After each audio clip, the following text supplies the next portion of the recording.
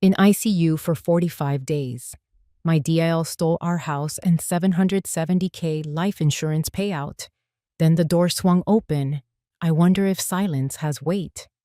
Because the silence I came home to, it pressed on my chest heavier than the heart monitor ever did. I had just been discharged after 45 days in ICU. My hands were still trembling when I reached the front porch, but the welcome mat was gone. So was the mailbox with my name. And standing behind the door was my daughter-in-law, wearing my robe, holding my keys. She said the house had been reassigned, that I wasn't expecting this early. They didn't just take my home, they rewrote who I was. But what they didn't know is that not everything had been erased.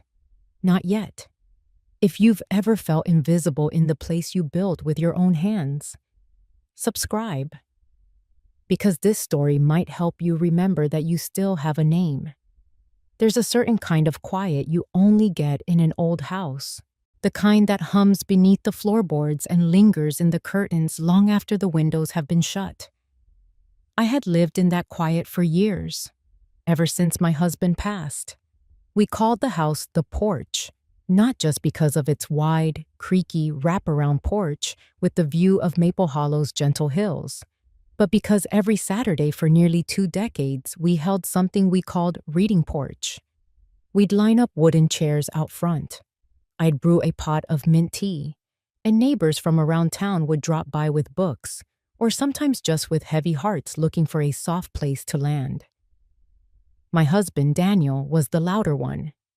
He'd read passages out loud, sometimes throw in a corny joke, and the children would laugh even when they didn't understand it. I was quieter. I kept the tea warm and the blankets folded. I didn't need the spotlight. I just needed people to feel like they could breathe here. After Daniel passed, the chair stayed in the shed, and Saturdays grew quieter. I still made tea, still organized the library we built on the side of the house, with its warped shelves and mismatched labels. Folks stopped coming as often, but I didn't blame them. Life keeps rolling, even when your favorite place stands still. That fall, the leaves came down faster than I expected. They scattered like pages from a book you meant to finish but never quite did. I had been going through Daniel's things slowly, a little each day. I'd open a drawer, glance at an old notepad with his sketches, and close it again. I wasn't ready to let too much go at once. There was an order to the way we lived, a rhythm, and losing that rhythm had thrown me into a kind of stillness I couldn't name. The house creaked differently now. The hallway echoed more than it used to. I started sleeping in the reading room some nights, curled under the same quilt Daniel's mother gave us the first winter here. The couch was too short, but the shelves kept me company. Some nights I'd run my hand across the spines like they were old friends. One for every memory I couldn't carry out loud. Jared, my son, called less. Emily, his wife, didn't call at all. They used to come visit every other month. Jared would fix the railing on the back steps, and Emily would bring gluten-free muffins no one ever asked for. I didn't mind her, not in the beginning. She was sharp, driven, always tapping on her phone like the world would fall apart if she didn't answer fast enough. But somewhere along the way, her voice started sounding like a verdict instead of a conversation. That October, I remember raking the front yard alone. The sky was a low gray, not stormy, just tired. I had raked that yard with Daniel for 25 years. This time, the pile grew slow. I had to sit down every few minutes and catch my breath. The rake felt heavier than it used to. Inside, the kitchen smelled like cinnamon and old wood. I had a batch of pumpkin scones cooling by the window, though I knew no one would come by to eat them. It was a habit more than anything, a way to remind the house it was still loved. I pulled out the old card catalog drawer we'd repurposed as a recipe box. My fingers landed on the one labeled Autumn Scones, written in Daniel's neat script. I read it once, Then again, not for the instructions, but for the way he always looped his whys. That night, I lit the lantern on the porch, even though no one was expecting it. The wind picked up a little after dusk. I sat by the front window, the same place I used to watch for Jared's car pulling up the gravel road. But the road stayed empty, just the occasional fox darting across the shadows. I went to bed early. My chest had felt tight all day, but I told myself it was just the cold. Probably needed to get the furnace checked before winter hit full. I took 2 of my blood pressure pills, just in case, and curled under the quilt. The clock ticked louder than usual. Every sound in the house felt like it was waiting for something. At some point in the night, I woke up on the floor. I remember the cold of it more than anything. That and the faint smell of mint tea still lingering in the air. The mug had shattered near the bookshelf. The quilt had slid halfway off the couch, crumpled like a flag lowered too quickly. After that, things turned to fog.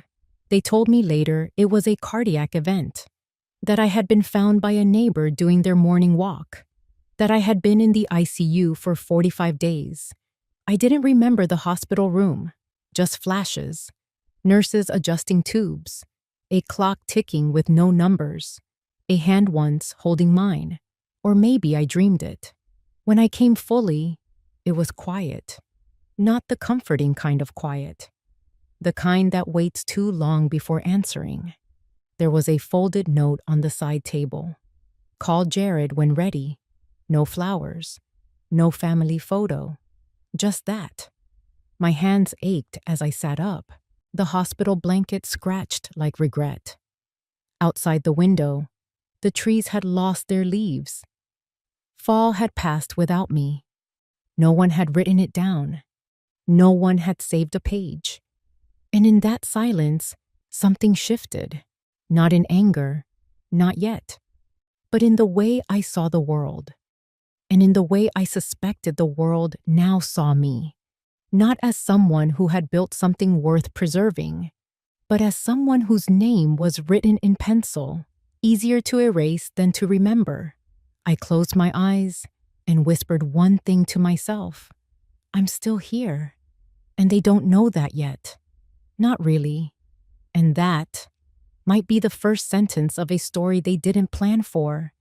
The ride home didn't feel like home at all. The nurse who wheeled me out to the waiting car was kind enough.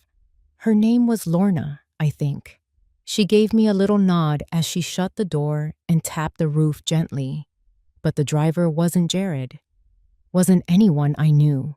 Just a silent man in a black cap who kept his eyes on the road and his hands at 10 and 2. The sky was heavy with clouds, the kind that sit just above the treetops like they're listening in. The highway stretched longer than I remembered. And when we turned onto the gravel road that led to the house, I didn't feel the usual flutter in my chest. Only the dull weight of knowing something had shifted. The mailbox was different. It wasn't rusted blue with my initials anymore. It was sleek, black, and modern. And where it once read L. Whitcomb in Daniel's neat stenciling, it now said Wren Family Retreat. The driver didn't say a word as he helped me out, just set my bag by the door and drove off. I stood there a long moment, my cane digging into the porch wood, my knees stiff from weeks in bed. I reached for the handle. The door opened before I touched it. Emily, hair pulled back tight. Nails are perfect. Wearing my old shawl from the reading room. She didn't look surprised to see me, just annoyed. Like I'd shown up early to a dinner party she hadn't finished setting the table for. You weren't supposed to be discharged until next week. That's what she said. Flat tone. No welcome back. No. Are you all right? Behind her, the house looked different. Too clean. Sterile even. Like someone had scrubbed all the memory out of it. The wall where Daniel's portrait used to hang was bare. The rug I spent years patching was gone. Even the smell had changed. No mint tea, no old wood, just something floral and cold, like a staged hotel lobby. I stepped inside without waiting for permission. The hardwood clicked under my shoes. Every step echoed more than it should have. Emily trailed behind me like a hostess guiding a guest. That's when it hit me. That's exactly how she saw me. A guest. Temporary. Disposable. I asked where Jared was. She said he had a call. Something about investors. Then offered to make me tea, her voice tight like a stretched thread. I declined. My throat already felt like sandpaper. I asked which room I should take. Emily paused. Her smile was polite and painful. We converted your bedroom. It's now the wellness meditation suite. But there's a space cleared in the back storage room. Just until we figure out a better setup. She walked ahead like it was nothing. The storage room. Once Daniel's office, then later the pantry when we extended the kitchen. Now it held 2 plastic bins, a cot, and the faint smell of lemon cleaner. One window nailed shut, one bare bulb overhead, and a folding tray table with a single rolled towel. The bed creaked as I sat down. My suitcase leaned against the wall like it didn't want to stay either. I didn't speak. Neither did she. Emily stood in the doorway a moment, maybe waiting for me to protest. I didn't. She nodded once and left. I stayed in that room for 2 hours before I stood again. My legs were trembling, but I needed to move. Needed to see. I stepped out and moved slowly down the hallway. The paintings were gone. The mirror with the frame Daniel built from barnwood had been replaced with something circular and gold. Stylish, sure, but it's cold, soulless. In the living room, the bookshelves had been emptied, replaced with stacks of branded brochures. Welcome to Wren Family Retreat, a sanctuary for healing, restoration, and intentional living. There was a price list, a map of yoga classes, a curated menu of herbal elixirs, and beneath all that, I saw it. The deed, or rather, a copy of it, framed, on the wall where the portrait used to be. Ownership, Wren Holdings, LLC. I turned slowly, my heart beating harder than it had in weeks. This wasn't just a new look. This wasn't a redesign. They had changed everything, and I slept through it. In the kitchen, I opened the drawer where we used to keep the bills. Empty. The cabinet that held Daniel's papers was locked. The key was gone. I shuffled back toward the hallway, passing the guest ledger on the counter. Names I didn't recognize. A note from someone thanking Emily and Jared for a transformative experience. My name wasn't mentioned. Back in the storage room, I sat on the cot and stared at the wall. My hands were shaking, not from the illness now, but from something deeper. From the weight of knowing I had been erased, not forgotten. That would have been kinder. Erased. I reached into my bag for the notebook, the one I always kept with me. But even that was gone, swapped, somehow, for a spiral notepad with retreat notes and a yoga schedule inside. It had a sticker on the cover. Be still. Breathe. I wanted to laugh. But all that came out was the quiet sound of paper crumpling as I pressed the pad flat against my lap. That night, no one checked on me. No tray of dinner. No soft knock on the door. Just silence. I lay down, eyes wide open, staring at the flickering bulb above. The ceiling crack I used to trace with my eyes while Daniel read to me was gone now. Painted over. Clean. They wanted me invisible. They thought I wouldn't notice. They thought I'd just fade into the wallpaper. But I remembered everything. And in that darkness, I began to catalog the missing pieces. Not in grief, not even in anger yet, but with the quiet precision of a woman who had spent her life alphabetizing 1,000 spines and could still find what no one else thought to look for, even in the dark, even when no one was watching. Especially then. The next morning, I woke before the sun. My body wasn't used to the cot yet, and the walls of the storage room seemed to press in tighter with every breath.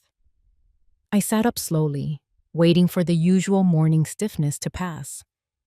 But this was different.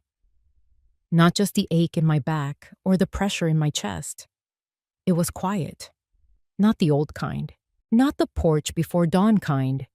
This was manufactured silence. Controlled. Sterilized. I made my way down the hallway, using the wall for balance. No sign of Jared or Emily. Just a faint hum from the kitchen appliances, and the distant gurgle of one of those plug-in waterfalls she must have bought to make guests feel calm. I stepped carefully, not because I feared waking them, but because the house didn't feel like it belonged to me anymore. Every inch felt rented, repurposed. In the living room, I saw it again. The framed deed on the wall. Wren Holdings, LLC. I stood there longer this time, studying the lettering, looking for the flaw. But there wasn't one. My name was nowhere on it. Daniel's name had been removed entirely. The year of transfer read only 3 weeks prior. During the time I had been sedated, floating in a blur of white walls and tubes, someone had signed my house away. No court hearing, no lawyer's letter, no call. I moved toward the library room. It had been my sanctuary for decades. A sunroom turned into a wall-to-wall maze of shelves, cataloged by memory and touch. I had spent more time with those books than with most people. They had weight, history, thumb-worn corners, and coffee stains that told stories beyond the pages. Now the room was gutted. The shelves were bare, gone, replaced with floor mats, dim lights, and a diffuser puffing lavender fog into the corners. There was a woven basket of rolled towels and a chalkboard that read, "Grounding meditation at 4 p.m. In the far corner, I saw it. A stack of bins, plastic, labeled with masking tape, and I recognized my own handwriting on one. It said, W, Autumn Collection. It was the bin I had packed the year Daniel died, the one filled with the books we had planned to reread that season. I shuffled forward, heart pounding, bent over, opened the lid. Empty. Except for one thing. Tucked in the bottom, like an afterthought, was a torn corner of a recipe card, one of Daniel's. The ink had faded, but I recognized his handwriting. Ginger tea. Add honey before lemon. I held the card for a long time. They hadn't even thrown it out properly. I stood back up and scanned the rest of the room. I found another bin behind a row of folded yoga mats. This one is labeled L, Kitchen Extras. I opened it. Inside were mismatched mugs, one of Daniel's cast iron pans, and the kettle with the chipped handle we used every Sunday morning. They didn't sell everything then, just boxed it up, buried it, as if waiting for me to disappear. I left the room before the lavender fog could make my stomach turn. Back in the hallway, I saw something on the side table. A new delivery. Envelopes with their retreat logo. A manila folder sticking out. I didn't stop to think. I just picked it up and carried it to the storage room. Inside were brochures, branded thank you notes, and tucked behind them, a draft email printout. It was from Emily. Subject line, Lake House rebranding proposal. I read every line. In it, she described plans to scale the retreat concept across similar rural properties. She referred to the porch as a pilot location. She highlighted its quaint original owner as a marketing advantage for authenticity, then listed long-term goals, removal of legacy structures, property consolidation, wellness licensing. The way she wrote about my house, about me, felt surgical. I was a feature, a relic, something that added narrative value, but needed to be phased out eventually. I felt something rise in my throat. Not grief, not yet. It was the beginning of a line I wasn't ready to say aloud, a sentence that would sit in my spine for days before becoming action. I set the folder down and opened my suitcase. Among the few things they let me bring back from the hospital was a sweater Daniel gave me our last Christmas together. I reached into the lining. There, tucked deep in the pocket, was my small leather address book. They hadn't found it. Or maybe they didn't think it mattered. But it mattered. Inside were names of neighbors, old friends, the number for Daniel's cousin Raymond, who once worked in estate planning. My hands shook as I traced the ink. Some names were likely out of date. Some may not remember me, but they were mine. And so were the memories. I closed the book gently and placed it beside the folded recipe card. Two things they had failed to erase. I spent the rest of the day quiet, watching. Emily bustled through the house, giving a tour to two women in athletic wear. They giggled at the reading room, called it adorable, and asked if it came with sound bath sessions. Jared appeared around lunch, took a call outside, and disappeared again. No one knocked on my door. No one asked if I needed anything. But I didn't need comfort. Not now. What I needed was clarity, and I was starting to find it in the places they forgot to hide. That night, I lay in the cot and stared at the ceiling.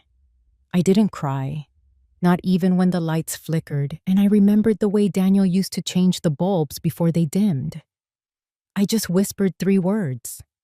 They moved fast. And I'm moving slower, but I'm still moving. They won't see it coming. Not yet. But they will. The afternoon sun spilled into the back corner of the garden where the old brick path met the rosemary bush. I hadn't been out there in months. My steps were slower than they used to be, and the cane sank a little into the soft soil. But I needed air. Real air. Not lavender fog and filtered silence. Just birds, wind, and dirt. The rosemary had grown wild, sprawling over the walkway like it had been waiting for someone to brush it back into place. I touched a branch, felt the oils cling to my fingertips. It reminded me of Sunday roast, of Daniel leaning over the stove, sleeves rolled up, humming something out of tune. They hadn't pulled it out yet. I followed the path to the shed, a squat wooden structure we used for tools and holiday decorations. The lock was new, a keypad now, not the old brass latch. I stood there a moment, pretending I was just out for a stroll, pretending I wasn't remembering the day Jared helped install that keypad last fall. He had used my birthday as the code. I typed it in. The door opened. The air inside was stale but familiar. The dust hadn't been wiped. They must have forgotten this corner of the property. Or maybe Emily didn't see value in garden sheds. I stepped inside, careful not to disturb anything yet. Stacks of boxes lined the walls, some labeled, some not. I recognized the handwriting on one. Winter linens. That was mine. And another, old frames. I opened it slowly. Inside were the picture frames that used to line our hallway. Photos from Maine, Oregon. That road trip through Utah, where we ran out of gas and ended up in a tiny diner that served cherry pie so sour Daniel nearly choked. Each frame had been wrapped in newspaper, neatly tucked away, out of sight, out of memory. At the bottom of the box, beneath a broken glass panel, was a sealed envelope, yellowed, no stamp, just a name, written in ink that had bled a little from time. To Lois, my name. I sat on the wooden stool beside the garden tools and opened it with hands that felt too large, too clumsy. Inside was a letter. Daniel's handwriting. It wasn't dated, but I knew it was written near the end. The tone was too still, too final. He wrote about the insurance policy, how he had changed the beneficiary back to me after a brief lapse when Jared convinced him otherwise. He apologized for not telling me sooner, said he had worried it would cause another argument, and he didn't want our last months clouded by more tension. But he had done it. He had filed the forms, updated the documents, and even included a photocopy of the confirmation page. Folded behind the letter, I held it up to the light. There it was. Daniel Whitcomb, policy number 774203B. Primary beneficiary, Lois Whitcomb. Signed, time-stamped. I read it twice, then a third time. I ran my fingers along the crease where the paper had been folded for so long. It was real. And it meant that if the payout had gone to Emily, as the emails in her file suggested, then something had gone very wrong, or very right, depending on who you were. I looked around the shed. Beside the box of frames was another bin labeled Financials. I pulled it closer, opened the lid. Inside were folders, tax returns, old bank statements, mortgage payoffs, all organized in the way Daniel liked. Rubber bands, tabs, and paper clips exactly where they should be. I took out the most recent binder, opened it to the back pocket. Another envelope. This one was addressed to Raymond Keller, Daniel's cousin, the estate lawyer. The envelope was unsealed, and inside was a printed summary of the trust updates Daniel had wanted to file. Notes in the margins. His handwriting again. Outlines of how the house would stay in my name unless a formal transfer was agreed upon by both spouses. He had signed it, but never mailed it. It had a sticky note attached. Lois, talk to Ray if I don't get to this. He's discreet. I stay very still. In less than 20 minutes, the shed had given me more truth than the house had in 3 weeks. I tucked the letter, the insurance form, and the trust summary into my coat pocket, zipped it shut, stood carefully. My knees were trembling, but I wasn't afraid of falling. I was afraid of forgetting, and now I wouldn't. I made my way back toward the house, pausing only to pluck a small branch of rosemary, just something to hold in my hand, something that reminded me who I was before Emily's smile turned the air cold. Inside, the retreat was quiet, probably nap hour or breath work. I didn't care. I went straight to the storage room and locked the door from inside, laid out the documents on the cot like puzzle pieces. I took photos with the disposable phone I had hidden in the lining of my suitcase. I had slipped it on the day I left the hospital, just in case. And now, just in case. I called the number in the address book, Raymond Keller. It rang 4 times. Then I went to voicemail. I didn't leave a message. Not yet. I wasn't ready to speak, but I was ready to plan. That night, I opened the window a crack. Let the air in. Let the sound of the crickets dull the silence of the walls. I placed the rosemary branch on the windowsill, a marker for what I still had, what they hadn't taken. Not yet. Not ever. The next morning, the sky looked like it had forgotten how to be blue. A thick gray hung low, muting everything in sight. I waited until the house was still, until I heard the sound of Emily's SUV rumbling out of the gravel drive and fading toward town. She had taken a yoga group to the lake, probably for photos and breathing rituals. I didn't need to guess where Jared was. He usually disappeared on these mornings, claiming business calls and errands, though I knew he preferred not to be seen unless it benefited him. I slipped out the back door with a folded scarf, my coat, and the address book tucked deep in the inner pocket. The scarf was mostly for show, draped around my shoulders to make me look like I was just out for a little walk.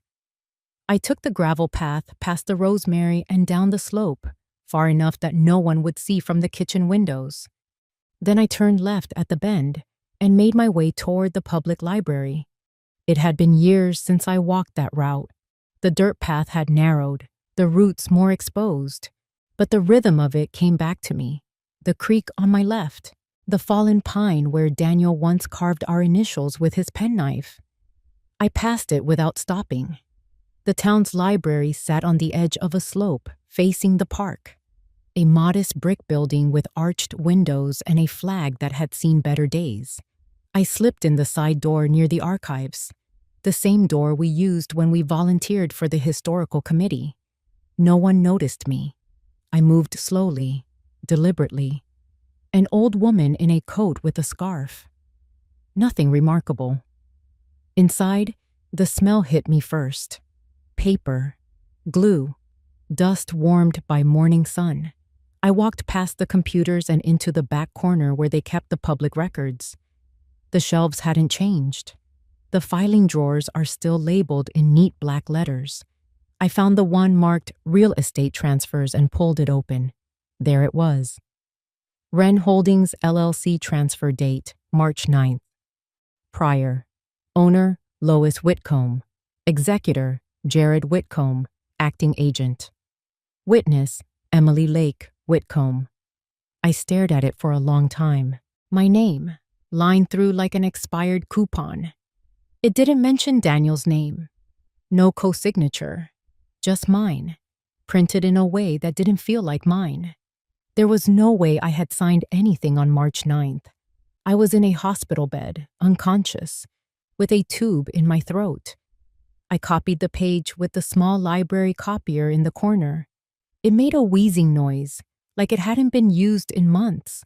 The paper that slid out was warm, the ink slightly smudged on the bottom.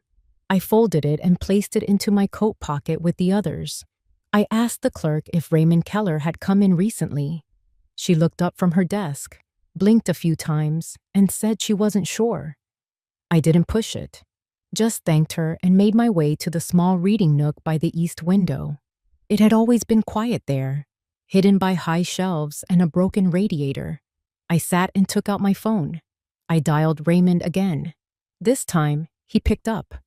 There was a moment of silence after I said my name, a pause that told me he hadn't forgotten me, even after all these years. He asked where I was, and I told him. He arrived 20 minutes later, still wearing his courthouse badge and carrying a brown leather briefcase like he had since the 90s. He looked older, a little hunched, but sharp. His eyes scanned my face. Then the envelope I held out to him. I handed him everything. The letter from Daniel, the insurance form, the trust notes, and the copied page from the real estate transfer. He read them without speaking. Then he looked at me. His voice was quiet, careful. He said he remembered Daniel calling him the year before he passed. They had spoken about changes to the trust, about protecting the house, but Daniel had never followed up with signed documents. I asked if what Emily and Jared did was legal. He didn't answer right away. He took a long breath and said, "In most cases, power of attorney doesn't survive the death of the person who granted it. If Daniel had granted Jared any such authority before passing, it should have expired the moment he died. And as for the house transfer, if the signature was forged or taken under duress, it wouldn't hold in court." He said we would need to prove 3 things. 1, that I was incapacitated at the time of the signature. 2, that the documents were processed without proper consent. 3, that I had evidence Daniel intended otherwise. I had all 3. Raymond asked if I was ready to move forward. I said not yet. He didn't question me. Instead, he placed the documents into a folder, labeled it with his initials, and promised to begin quiet checks on the transfer filings. He would speak to a notary specialist and pull hospital records to confirm my ICU timeline. He told me he wouldn't file anything official until I said so. Then he stood, touched my shoulder lightly, and said I still looked like the strongest woman he knew. I waited until he left before getting up. Outside, the sky had cleared slightly, just enough light to throw shadows on the sidewalk. I walked slowly back toward the house, not because I was tired, but because I was thinking. Not about revenge, not even about justice, but about return, how a person can return to herself, not all at once, not in flames, but quietly, one signature at a time, one visit at a time, one truth at a time. The rhythm of retreat life returned quickly after that morning at the library. Smooth voices drifted through the walls, spa music, the faint clang of crystal bowls, and the occasional burst of laughter from strangers who thought they were guests. I stayed invisible. That has become my strength. I moved like smoke, quiet, patient, watching. Emily floated through the house like a practiced hostess, hair pulled back, sleeves rolled to just the right length, always holding a mug of something warm and herbal. Jared stayed mostly behind the scenes. His voice rose occasionally from the office down the hall, deep and clipped, laced with tension when he didn't know I was listening. But I was always listening now. Every morning, I swept the back path with a small broom. It was a task I'd claimed as mine to stay active, but really, it gave me cover. I placed the broom just beside the storage room door, took slow walks past the kitchen window, and noticed what disappeared from the drawers, what arrived in new packages, what changed color or scent. Every afternoon, I visited the shed again. Not to rummage, but to document. I brought the disposable phone each time, snapping silent photos of every document, label, and box. I found an old receipt for a safe deposit box Daniel had once kept, tucked inside an envelope marked Private Legal. I added it to the growing archive. Then came the fire pit. It was the third evening since my meeting with Raymond. The retreat guests had gathered outside for a letting go ceremony. They each wrote something on a slip of parchment and tossed it into the flames.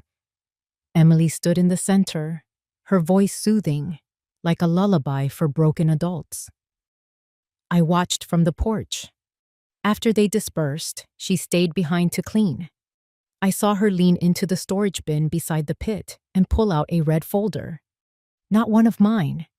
New, slim. She held it carefully, glanced around, and slid it into the base of the fire pit beneath a half-burned log. She lit the edge and stepped away.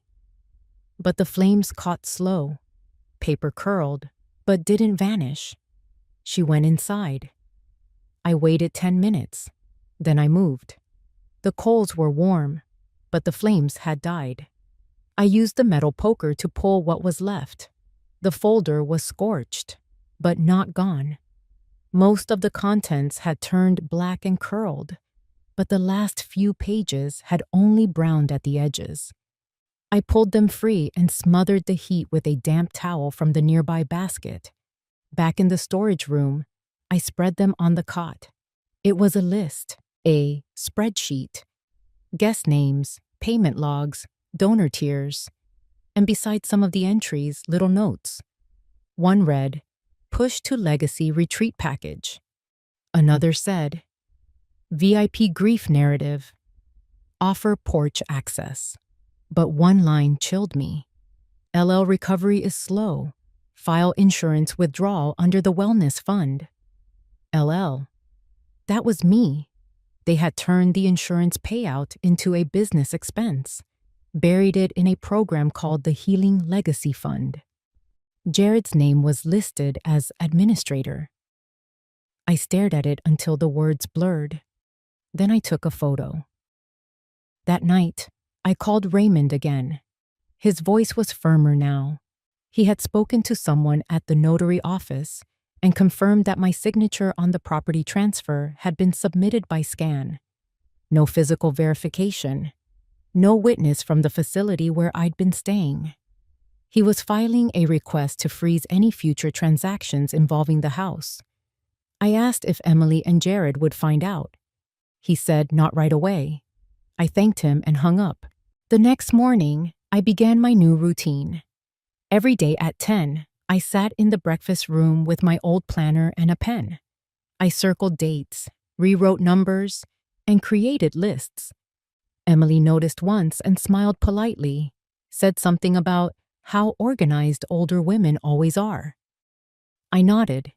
Inside, I added her smile to the list of things I would never forget.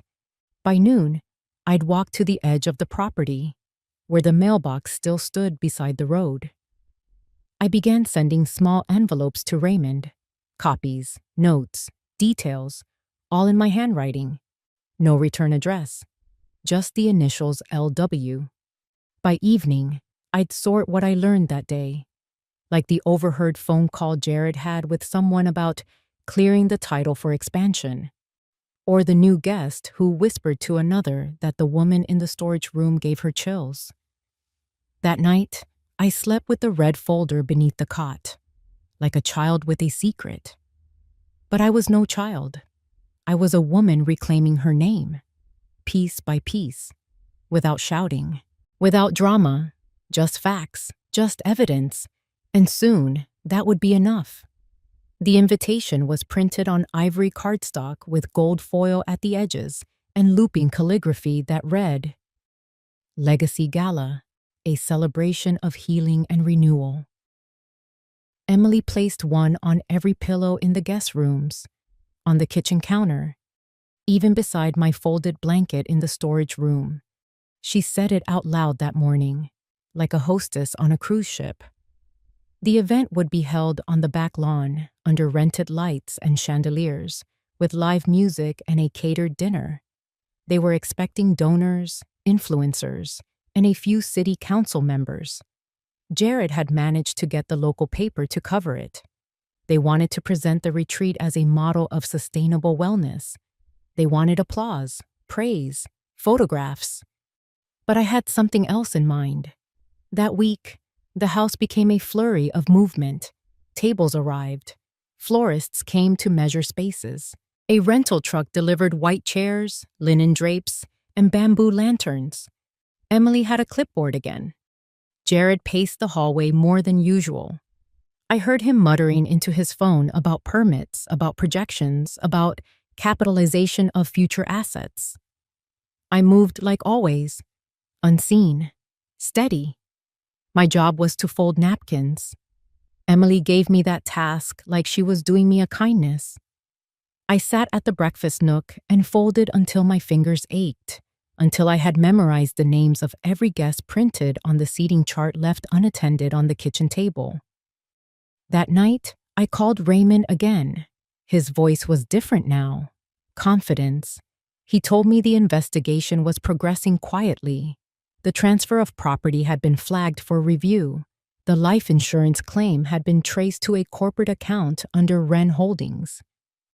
Most important, he had filed a motion with the court to temporarily freeze all assets connected to that account. He reminded me not to say a word. I didn't. I just folded another napkin. On the day of the event, the sky bloomed clear and full. Not a single cloud.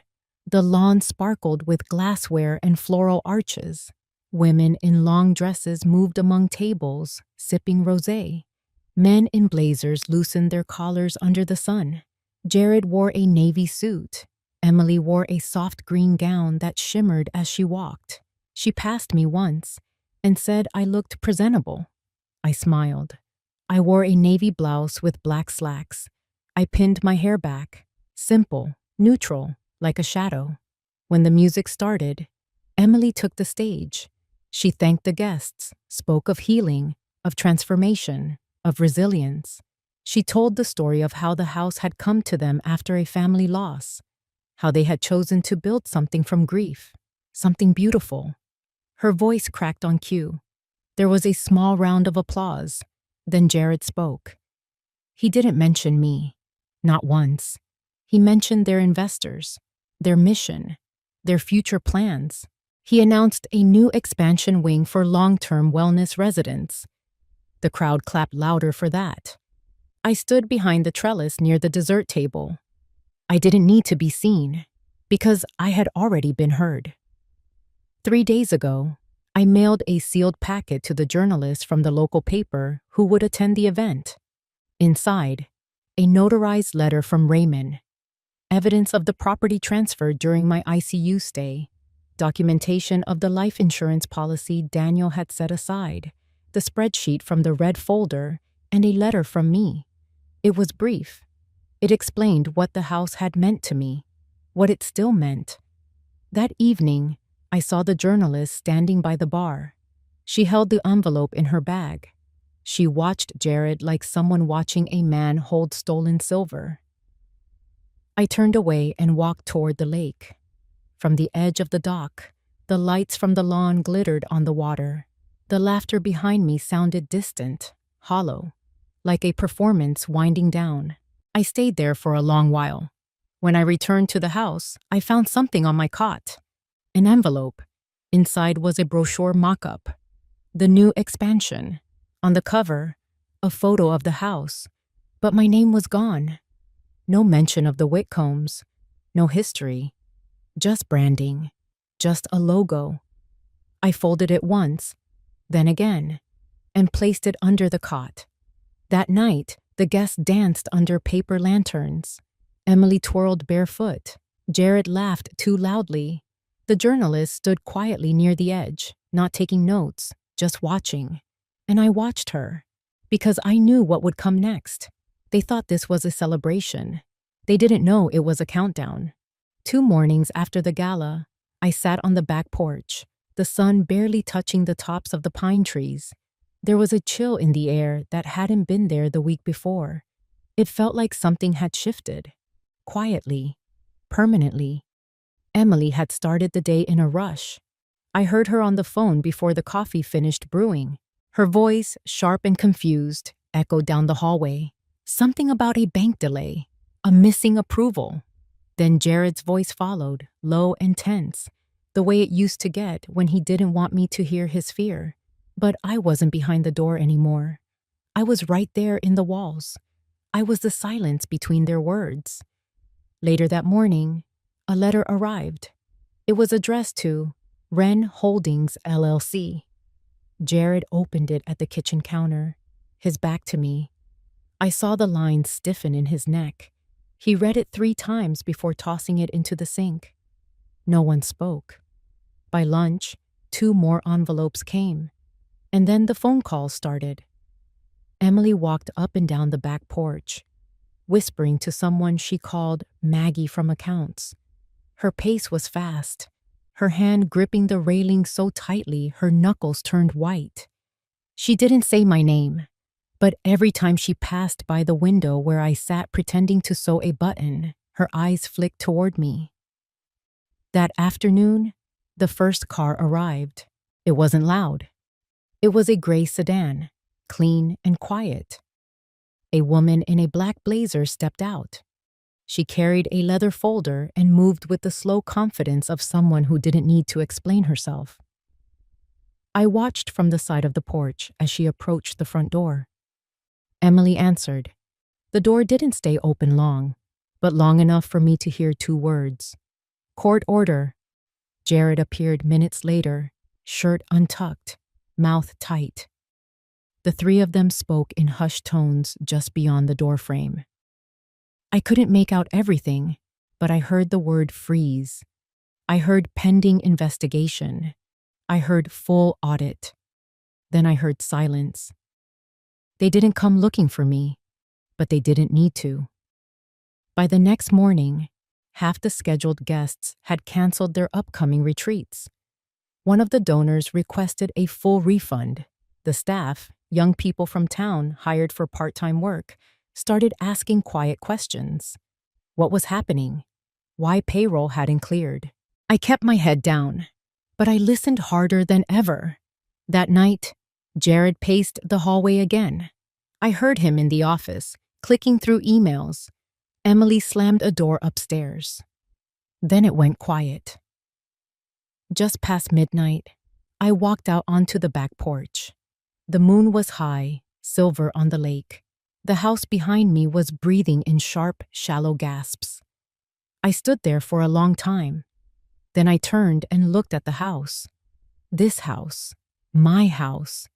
They had filled it with new paint, new furniture, new names on guest forms. But they couldn't erase what was buried in its walls. They couldn't strip out the sound of Daniel's voice in the kitchen, or the way my mother's quilt used to hang on the stairwell. They could never clean out the way the front door still groaned after rain. This place wasn't theirs, and soon they would know it. In the morning, I was sipping tea at the table when Emily came down the stairs. She didn't smile. Her eyes were dark and puffy. She poured coffee, her hands shaking, then leaned against the counter without looking at me. You should know, she said, her voice low. The business account is frozen. We're not sure why. I nodded. She didn't say anything else. She just stood there, waiting for me to react. But I didn't, because I already knew. The next envelope arrived at noon. This one was hand-delivered. The courier wore no uniform, just a gray jacket and clean shoes. He didn't ask for a signature. He left it in Jared's hands and walked away without a word. When Jared opened it, I saw his shoulders drop. Not the way a man relaxes, the way a man gives up. He didn't speak to Emily the rest of the day. That evening, I received my own envelope. Raymond had sent it directly to me. Inside was a short update. The judge had granted a temporary injunction. The property could not be sold, mortgaged, or used in any financial transaction until the matter was resolved in court. Wren Holdings had 7 days to respond to the allegations. And for the first time in months, my name, Lois Whitcomb, was listed as the rightful plaintiff. That night, the house felt smaller, not because of walls or windows, but because secrets don't take up much space once they're exposed. I walked to the storage room and sat on the cot. I looked around at the boxes, the folded towels, the single lamp that always hummed when it got too warm. I reached into the small drawer beside me and pulled out the red folder. The edges were still singed, but the truth inside was still whole. And now it has begun to speak. The next morning felt too quiet. No music from the speakers. No calls bouncing down the hall. No footsteps from Emily's heels pacing across the hardwood. Just the hum of the refrigerator and the birds outside, steady and distant. I sat at the kitchen table with a warm mug between my hands. Not coffee, just ginger tea. Simple, soothing. I hadn't touched coffee since Daniel passed. Somehow the smell no longer comforted me. Across from me, the empty chair Jared once filled as a boy looked heavier than usual. I could still see him there. 10 years old, swinging his legs under the table, telling me about a paper he wrote for class. His voice was full of dreams then. He wanted to be a forest ranger. Said he liked quiet places. Now the quiet had returned, but it didn't suit him anymore. He walked into the kitchen mid-morning. His shirt was wrinkled, the collar slightly askew. His beard is unshaved. He looked older than I remembered. Or maybe he just looked like someone whose mask no longer fit. He poured himself a glass of water and leaned against the counter. For a moment, neither of us spoke. Then he sat across from me. He folded his hands. I didn't offer anything. Not sympathy, not warmth, not even anger. He broke first. They said the house is in question now. I nodded. They said the life insurance might be misappropriated. I didn't answer. I don't know what Emily was thinking. That one stung, not because of what he said, but because I knew he believed it. Blaming her was easier, safer. It let him stay halfway decent in his own mind. I could see the flicker of guilt, yes, but buried beneath layers of practiced detachment. I just wanted to build something people would respect. He was still trying to frame it as vision, as an effort, not theft. I thought you'd be proud, he added. That broke something in me, not because I wasn't proud, but because I finally realized he truly didn't understand what pride looked like.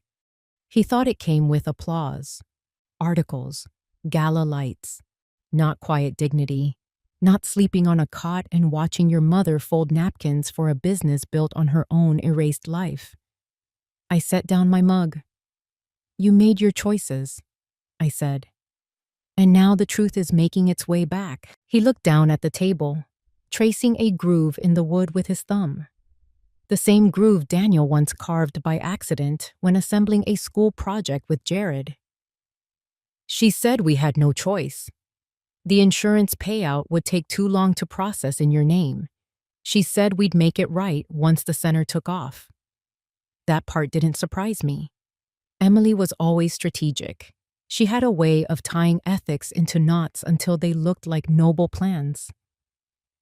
"But you signed the papers," I said. He nodded, slowly. "I was in the hospital. I couldn't speak for myself. You took advantage of that." His eyes lifted toward mine. "You're still my mother." That was true, and still is, but it doesn't change what's been done. There was a long pause. "I'm not going to fight you," he said. I tilted my head slightly. "I know the money's frozen. I know the center's reputation is ruined. I know it won't survive this."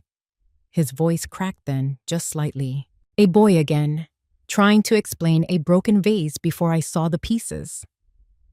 "I came here today to give you the documents," he said, reaching into a folder on the chair beside him. He slid the papers across the table. "Transfer of title." His signature was already scrawled in black ink. "You'll need to file this officially," he said. "Raymond can help." I didn't reach for it yet, because I needed to say something first. "Jared, I raised you with everything I had. Not money, but memory, story, patience. And you took all of that and used it to rewrite me." His mouth parted like he might interrupt, but he didn't. "You didn't just erase me from a deed. You erased me from the story of this place. And worse, you replaced me with a version of yourself that never had to apologize." He looked down again. "I'm not angry," I said, surprising even myself. "Anger is for people who want something back. I don't. I have everything I need now." The truth had returned. On paper, in silence, in the way he couldn't look me in the eye anymore. I stood slowly and picked up the folder. Then I left the kitchen and walked toward the front door.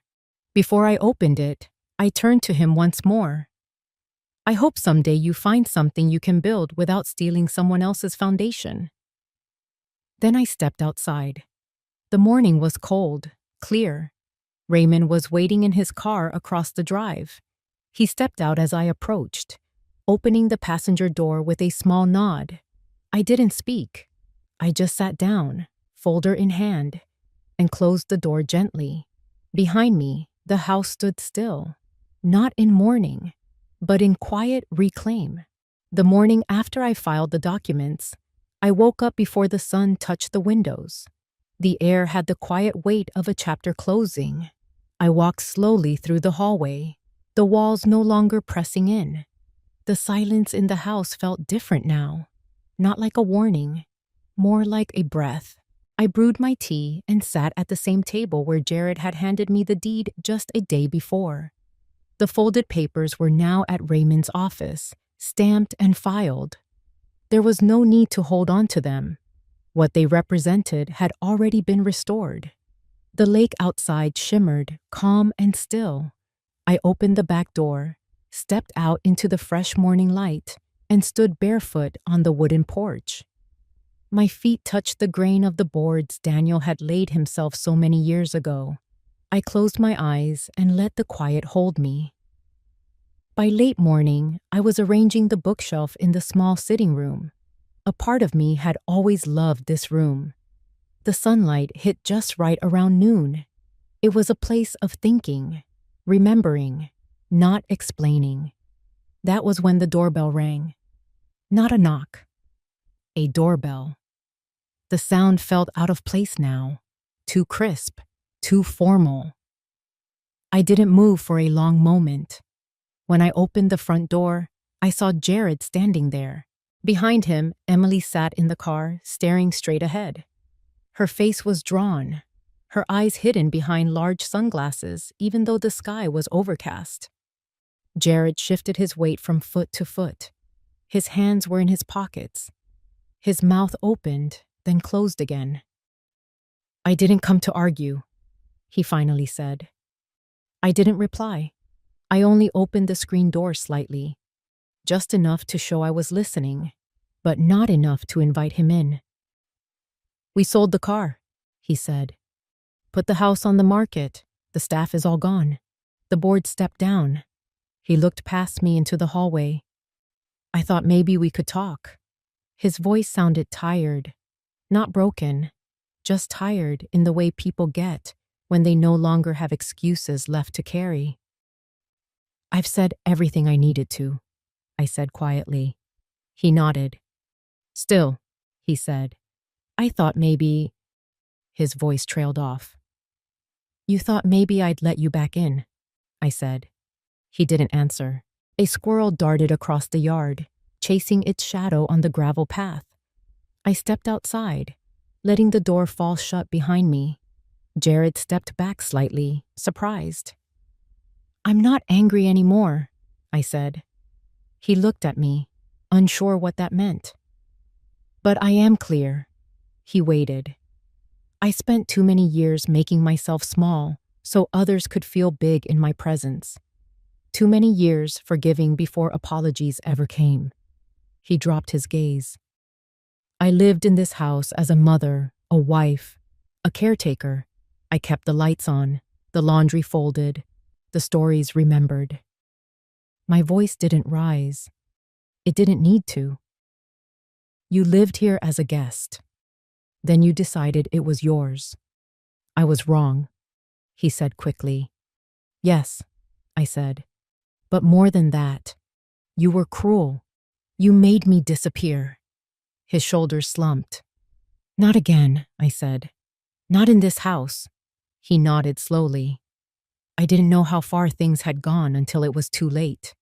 No, I said. You knew. You just chose comfort over courage. Silence stretched between us. Then he reached into his coat and pulled out a small framed photo. It was of Daniel, younger, laughing, standing next to the canoe. He'd have hated all of this, Jared said. Yes, I replied. But he'd have loved who I became because of it. I didn't take the photo. I let him hold it. Because he needed to. He glanced back at the car where Emily sat unmoving. I don't think she'll speak to you, he said. I'm not waiting on her, I said. He looked at me again, as if hoping for a sliver of what once was. But I wasn't standing in the past anymore. I walked to the edge of the porch. You should go, I said. He turned, paused, then walked back toward the car. I didn't watch them drive off. I turned toward the woods, the pine trees stretching tall and proud in the distance. Later that afternoon, I pulled the old guest book out from the drawer. I flipped past the names: tourists, visitors, donors, fake smiles, and flowery handwriting. Then I reached the last page and wrote something new. Welcome home, Lois. No signature, just the truth. This time, no one else would speak over it. The envelope came in the mail 2 days after Jared and Emily left the porch. No return address, just my name, handwritten with care that didn't feel genuine. I opened it slowly at the kitchen counter, letting the blade of the letter opener glide under the flap as I used to do with Daniel's Sunday paper bills. Inside was a typed letter from a third-party mediator. It confirmed that all legal proceedings regarding the fraudulent transfer of the life insurance and property had been finalized. Attached were the court's certified copies of ownership reassignment, insurance beneficiary restitution, and a financial recovery breakdown. I scanned the numbers once, then again. $773,462.11. Every cent had been frozen and was now returned to me through the account Raymond had set up. It included interest from the holding account the nonprofit had used to shuffle the funds around. It should have felt like a victory. It didn't. It felt like a quiet restoration, like a wall rebuilt, not to show off, but to hold back the rain again. I set the envelope aside and turned toward the window. Outside, the lake rippled under a gentle breeze. Ducks glided across the surface. The trees whispered the way they always had before all the noise came. The next few days passed without interruption. I cooked my own meals, read books I'd meant to read for years, and sat by the fire every evening with a blanket wrapped around my legs and my hands curled around a mug of tea. One morning, Raymond stopped by. He didn't knock. He simply tapped the side of the screen door gently and waited. I opened it and smiled. He handed me a folder, thinner than usual. "Final paperwork," he said. We sat at the kitchen table like we had so many times before. He walked me through each page, patiently, letting me absorb everything. He never rushed me, never spoke louder than needed. That was what made him different. When it was all signed, he leaned back. "Well," he said, "it's all yours again. Officially. Irrevocably." I nodded. He hesitated before standing. "You did good, Lois." I looked up. "You did it without burning the place down." I let out the smallest laugh. He left shortly after, and I stayed at the table long after the sound of his tires faded. That evening, I walked through the house slowly, room by room. The upstairs bedroom still smelled faintly of lavender and old wood. The bathroom tiles had been regrouted, but the mirror was the same. I paused in front of it. For the first time in years, I didn't look tired. I looked whole. I walked into the studio, the one they had turned into an office with acrylic chairs and a faux marble desk. I had already cleared it out, returned it to what it once was. A simple room with wide windows facing the lake, a small writing desk, a rocking chair, and shelves filled with the journals I had once hidden in boxes. I sat at the desk and opened a fresh notebook. I wrote the date in the top corner. And then, for the first time since Daniel passed, I began writing again. Not letters, not legal statements, just thoughts. The kind that makes no noise but needs somewhere to land. Later that week, I took a walk through town. The whispers were still there, of course. People loved to talk, especially when money and scandal had been involved. But I no longer felt the weight of their words. At the diner, Marie poured my coffee and didn't ask about anything. She just refilled my cup before it was empty, like always. It was enough. I returned home in the early evening, the sky blushing orange over the horizon. I stood outside for a long moment before stepping in. The house greeted me like a place never meant to be left behind. Inside, I placed a small photograph on the mantel. One of me and Daniel, younger, standing beside the canoe with mud on our boots. We were laughing, not posing, no plaques, no press, just a quiet life built with tired hands and honest days. The money was back. The house was mine. The nonprofit had dissolved. The papers said so. But what mattered most, what I had reclaimed fully, wasn't on any deed or bank statement. It was the right to live without erasure, to exist without needing permission, and to know, finally, that silence had never meant weakness. It had meant waiting. And now the wait is over. I took the canoe out on a Thursday morning. The sky was the kind of blue that didn't need to be noticed. It just was. I wore Daniel's old flannel jacket, the one I had almost thrown away twice but never could. The lake was still. No wind, no voices, only the steady rhythm of the oar cutting through the water.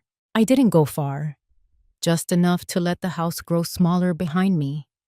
Just enough to remember that, for so long, I'd felt like a guest in my own life. Now I sat at the center of it. I closed my eyes and let the boat drift. No destination, no demands, only presence. I thought of all the times I had swallowed words to keep the peace, of the rooms I had left quietly when my name was used carelessly, of the meals I had cooked for people who never said thank you, of the years I spent thinking my silence was love. But silence is only love if it's chosen freely. Mine had been expected, assumed, taken. Not anymore. When I returned to shore, I sat on the dock for a long while. My feet dangled above the water like they did when I was a girl. I didn't think about Jared, or Emily, or the nonprofit, or the stolen money now returned. I thought about my mother's hands and the way she used to braid my hair before church. I thought about how Daniel always kissed the back of my neck, never the front. I thought about how the birds still came, even after the trees were cut down. Later that day, I walked into town and bought a small gold plaque. Nothing fancy, just a thin strip of brass and a few engraved words. I nailed it gently to the mailbox post by the lake entrance. It read, Lois Kendrick, resident, still standing. That night, I lit the fireplace. I sat beside it with my tea. I wrote one more line in my journal. I didn't need to win. I just needed not to disappear. And I hadn't. I was still here. I used to think silence was the price of love, that being quiet meant being kind, that if I just stayed steady, just kept giving, eventually, someone would see. But the truth is, they don't always see. Sometimes, they forget who held the door open. Sometimes, they take the whole house and say it was never yours. 12 chapters ago, I was lying in a hospital bed, hooked to machines, my name signed off on papers I never touched. My voice erased everything I once called mine. But today, I sit by the lake in my own chair, in my own home, with my own name on the deed. Not because I shouted, not because I begged, because I remembered who I was, and I acted, not for revenge, but for reclamation. I didn't burn bridges. I didn't curse their names. I didn't turn bitter. I just didn't let them write the ending for me. That's the lesson I leave behind, not just for women like me, but for anyone who's ever been told to hush, to wait, to disappear quietly. You don't have to scream. You don't even have to explain. But you do have the right to take up space, to say, I was here, I mattered, and I will not be edited out. So, if you've ever felt small in your own story, if you've ever been told that silence is strength, and now you're ready to reclaim without apology, then stay, subscribe, and let stories like mine remind you, you're not alone. You're just getting started.